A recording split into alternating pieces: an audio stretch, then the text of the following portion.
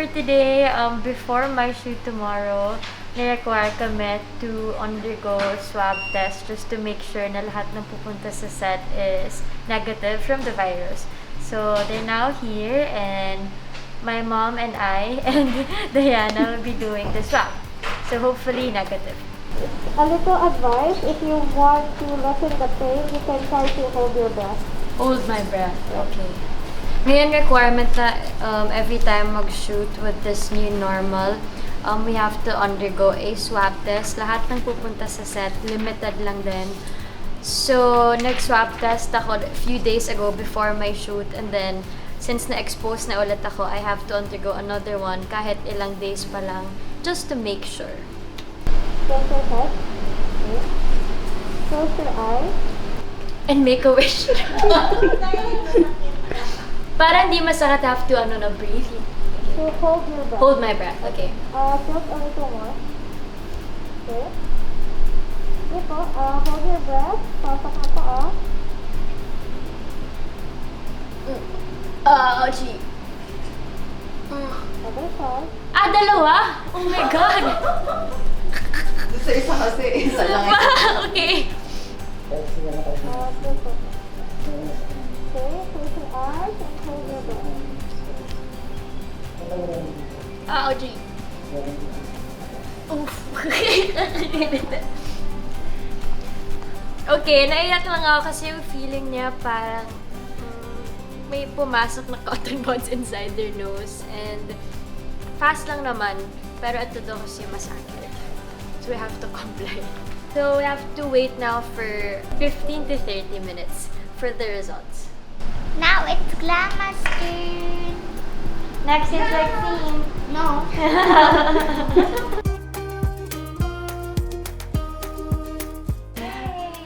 Mas masakit siya kaysa yung isa. After Diana's turn. He's there.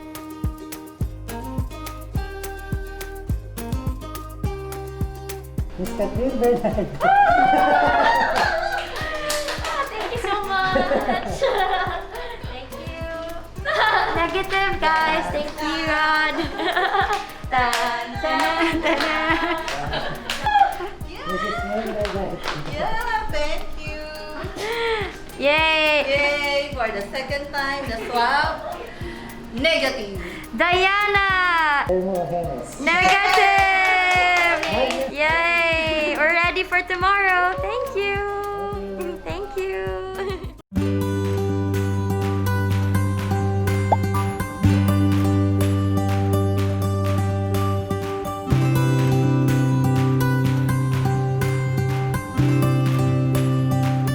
Hi, so good morning. Welcome to our TVC shoot for today for a new brand na malalaman nyo rin soon. So basically, I wanted to show you how we work nowadays because this is our new normal.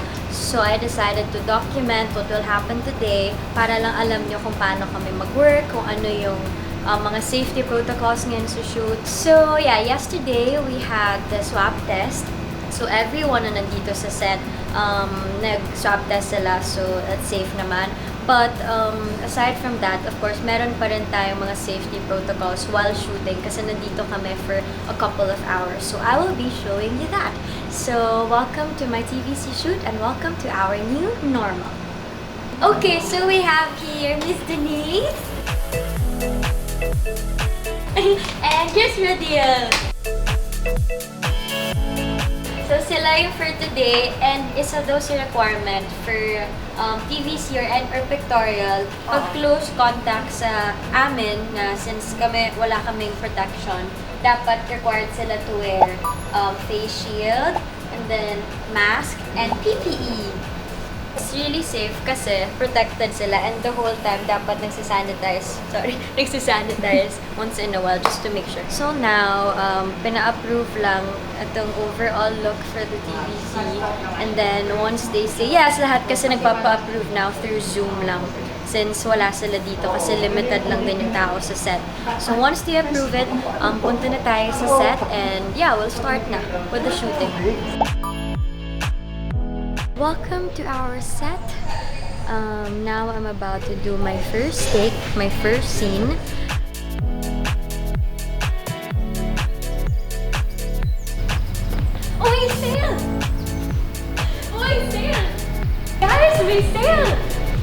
Okay, so while setting up, I want to introduce you to Mr. Rene. So siya ang safety officer natin for today's shoot just to make sure na everyone's following the safety protocols. Hello, Sir Rene.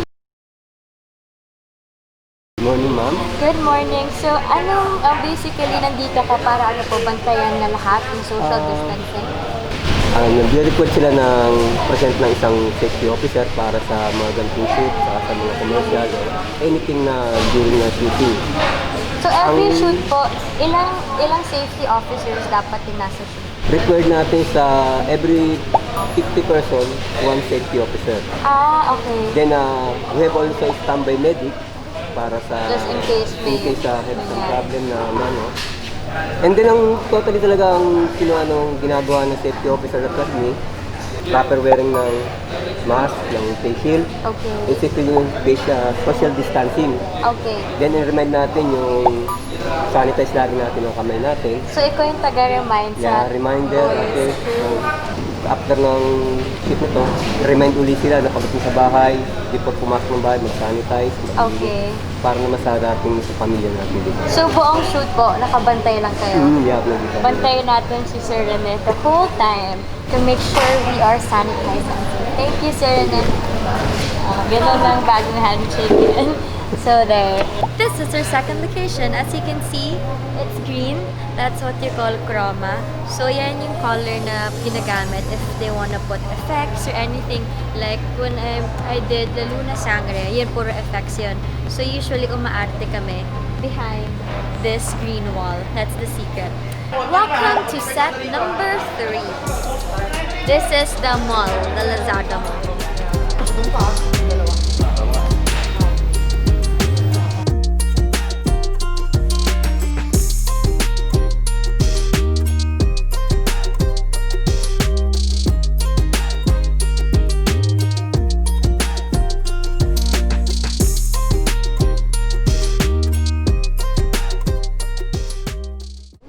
Okay, so again, while on break, I'm gonna be asking Rodil, my hairstylist, kung ano yung mga ginagawa niya ngayon na pag-sterilize ng mga ginagamit niya sa akin. Okay, Rodil.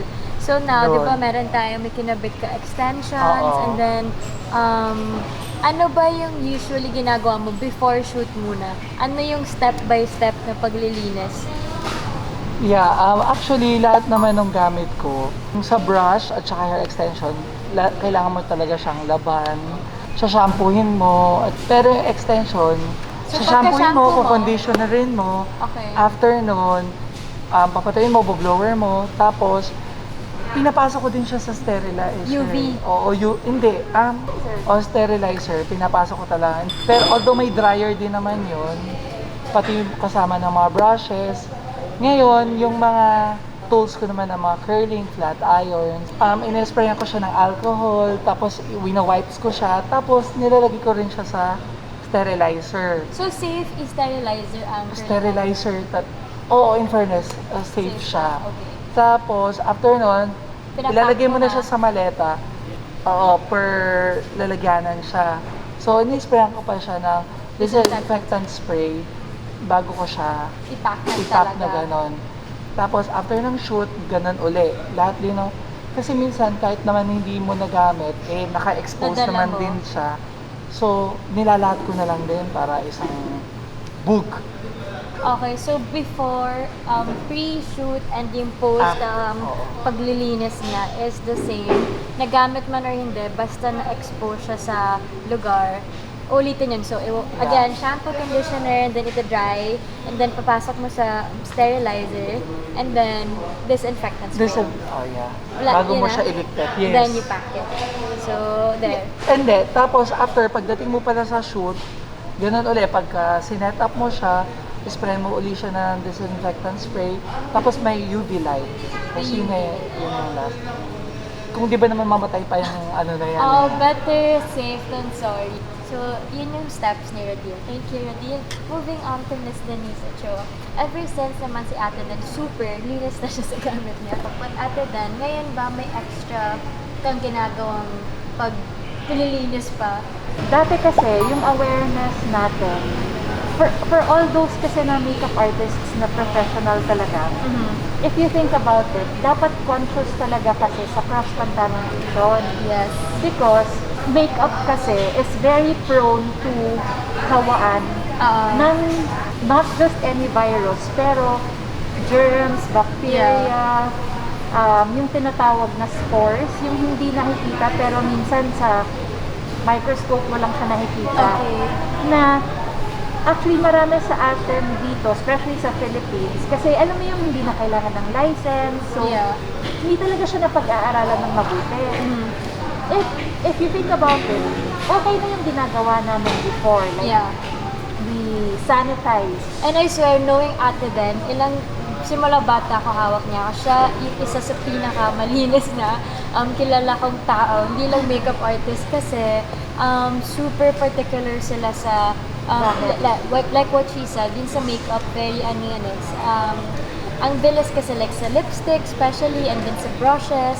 So as a makeup artist, kailangan meron silang extra effort talaga to clean every time. Oo, kasi especially, kunyari the brushes, hindi lang yung brushes, even the makeup, kunyari the fact that we double dip, dati okay lang, kasi kunyari kung ikaw lang ginagawa ka, Ako lang gumagamit nun. ikaw lang gumagamit. And then Okay. after that naman, we clean the makeup. But ngayon, mas naging conscious lahat ng tao because medyo deadly na kasi yung coronavirus. But Yes. before, maswerte yung ibang nakakalisot na hindi naman nakahawa yung next client niya. Maswerte ako, when I do clients, I have time to clean in between. And you make time.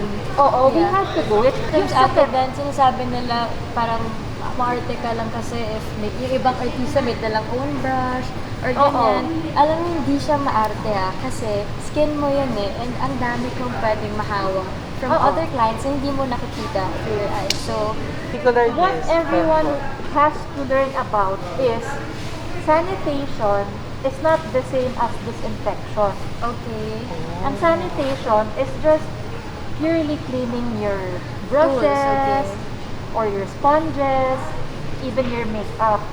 So, you mentioned earlier na avoid sana yung double dipping, especially sa lipsticks. So, Ate Den has this special palette.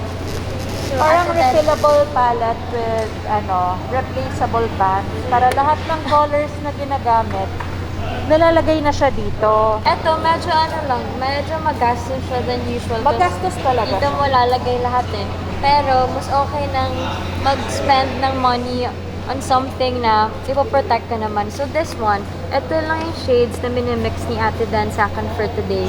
So, hindi niya na kailangan dalhin yung lipstick talaga kasi at parang sa akin lang talaga to for today. Para yung lipstick, safe siya na hindi nagdo-double dipping. So, this is really a nice idea. Thank you, Miss Denise. So, tapos na kami mag-lunch now. And for the next frame, nagpe-ready na kasi I have to do this. Tapos, dapat maganda yung bagsak ng hair. So, that's the tricky part. But I think we are more than halfway today. So, yun na. Setting up lang sila again for the next frame.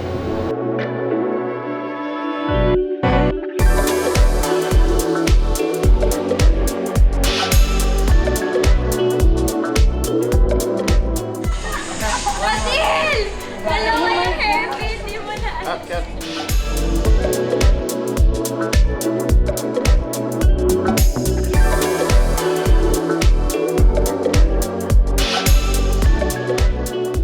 Alright, so during break time, umiikot sila to check everyone's temperature.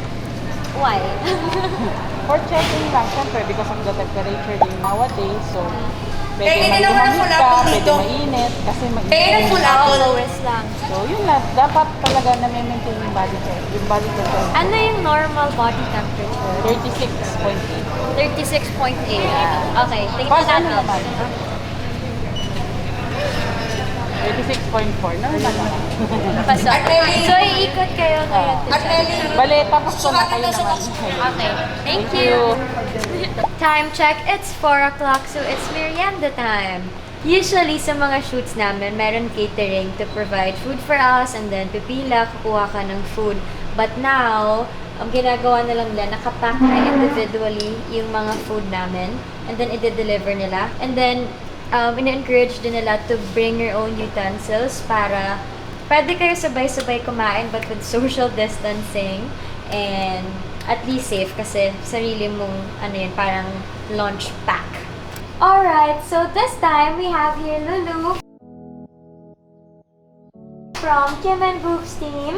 So since wala si Kim and Boop and we are only allowed to bring one, si Lulu yung in charge for my clothes. So Lulu will be teaching us her ways kung paano niya dinedisinfect kasi especially sa clothes. You have to be very careful with that kasi yan talaga yung may contact sa akin. Sorry, laundry. Kasi, Laundry. syempre, kailangan sure na bacteria-free siya. Kasi di ba pinatahi to O, and pag di ba pinatahe, sa so mall? hindi mo alam, or pag binili sa mall, so hindi mo alam kung sino yung mga people na to came contact with. Yeah. First step would be alcohol. Yeah, alcohol yung mismo na Oo, okay. then first alcohol. Alcohol? Front. And then back. Okay. And Be then- generous with it. Yes. And then inside out. Ah, yes. Kasi yung iba Kasi hindi mo alam yung sa ilalim Yeah. din kung, syempre, yan. So, hindi mo alam kung nasa ilalim ba siya or nasa front. True. So, take note of that. If you're gonna sanitize the clothes, make sure inside and out. Yes. So, laba, alcohol, So, ganun din. So, okay. and then, Third step, would be disinfecting spray. That's for fabric, made for fabric. So, same step then, front Okay. and back, inside and out. okay. And then last would Last be step, what's this ba? UV steamer. So, this is so cool. Hindi lang siya basta steamer. Very timely to kasi it's UV steamer. Yes. So- Just to make sure all the virus and bacteria will be dead. So, yeah. Okay. Ano, How many minutes? it depends, pero may step. For example, 5, ganun. Wait lang. Nahihiya ako. Ayan. O yan. Good. So, UV, hindi lang yung kanina diba si Ate Den and Chris, lahat din ng extensions and everything UV, but There. also the clothes.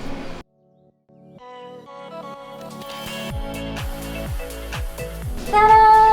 Yun na yan, Lu. Last step yun. It's your last step. So there, at least ako na magsusuot, relieved ako na, okay, yung susuotin ko naman is safe and talagang disinfect nila ng tamang way. So there, thank you Lulu. Now we'll be showing you how to disinfect the accessories. Kasi this one is metal, so di ba mas nagsuspect daw doon. So Lulu has a UV bag. Happy still has like that if you wanna purchase. So this is the metal, for example. I'll put it there. Now we are sterilizing the accessories. So this is like 5 minutes, no? Yeah, ang gala. So we're gonna wait for 5 minutes and then si Lulu ibibigay na sa akin with earrings and then the bracelets at chuchu. There. Thank you, Lulu. And this is our final set. Living room inside the studio. We'll be shooting the last 2 frames for today and then that's it. So, ang bilis nila ka-work lahat. And then, lahat kasi ngayon kailangan bago mag-curfew, may time to pack and then travel time. So, we're still following the rules. So, yan, nagmamadali na ngayon para ma-finish kami on time. But yeah, last 2 frames!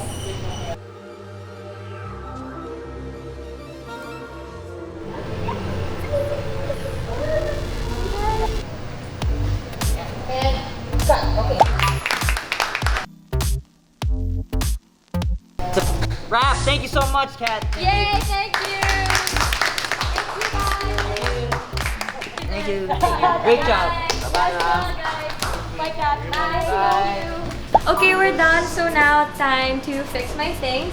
So before putting this inside the bag, I have to disinfect. So spray ko lang ganyan. This one is for leather.